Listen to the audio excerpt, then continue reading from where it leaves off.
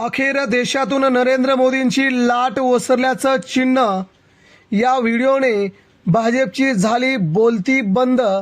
रिकाम्या खुर्च्या आणि भाजपचे सर्वोच्च नेते रिकाम्या खुर्च्यांसमोर भाषण.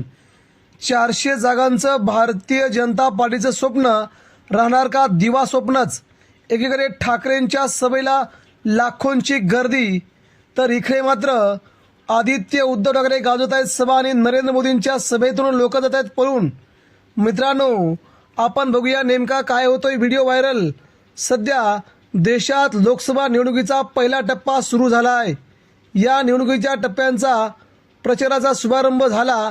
मात्र भारतीय जनता पार्टीच्या सर्वोच्च नेत्यांना मात्र आता सभेला, रिकाम्या खुर्च्यांच्या सभेला सामोरं जावं लागतंय. केंद्रीय मंत्रिमंडळातील अनेक नेत्यांच्या सभा मात्र रिकाम्या खुर्च्यानुसारच होऊ लागल्या आहेत. यामुळे भाजपच्या गटात आता खळबळ उडाली आहे. नेमकी सभेला गर्दी का होत नाही?